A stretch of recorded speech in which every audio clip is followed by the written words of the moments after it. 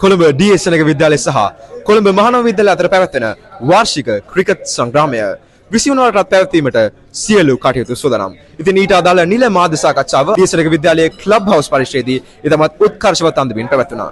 ඉතින් මාත් සමග ඉන්නවා DS සෙනග විද්‍යාලයේ ගරු විදුහල්පති සම්පත් වේරගොඩ මැතිතුමා.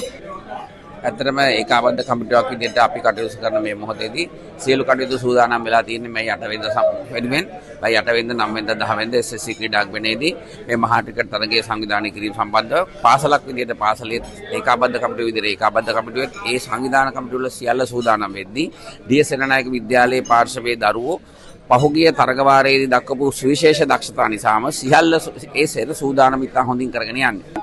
මේ අවුරුද්ද තමයි අපි විශ්වාස කරනවා ඉතාම හොඳ කණ්ඩායමක් විදිහට කටයුතු කරන අවස්ථාව. අපි විශ්වාස කරනවා තෙදින තරගයේ අපිට හිමි ජයග්‍රහණය ඒ විදිහටම තවද පවත්වාගෙන යන්න. ඊට අවුරුදු 10කට කලින් අපි ලබාගත් ජයග්‍රහණයකින්ම මේ අවුරුද්ද නිමා කරමින් ඒ Battle of the Gold තෙදින තරගයේ ජයග්‍රහණය අපි විසින් ලබා ගැනීමටත් අරවින්ද සිල්වා අභියෝගතා කුසලාන එක්දින තරගයේ ජයග්‍රහණය අප වෙත නැවත උකහා ගැනීමටත් KND සිල්වා T20 2020 තරගාවලියේ තරගයේ ජයග්‍රහණය ගිය අවුරුද්දේ අපි මහානාම විද්‍යාලය ලබා ගත්තා.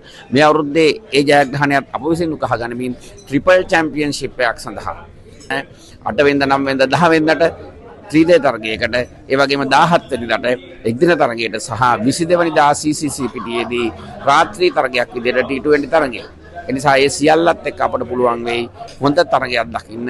DS සේනානායක විද්‍යාලයේ පාර්ශවයෙන් අධිශිෂ්‍යෝ ඒ හැම දිනෙකම දැන් සූදානම් සමස්ත ක්‍රීඩා පිටිය සමස්ත ක්‍රීඩකයන් ඇතුළු පුහුණුකරුවන් ඒ සියලු දෙනා මේ සියල්ල සඳහා සූදානම්ින් ඉන්න වෙලාවක තමයි අපි මේ මාධ්‍ය සාකච්ඡා පවත්වමින් ඉන්නේ.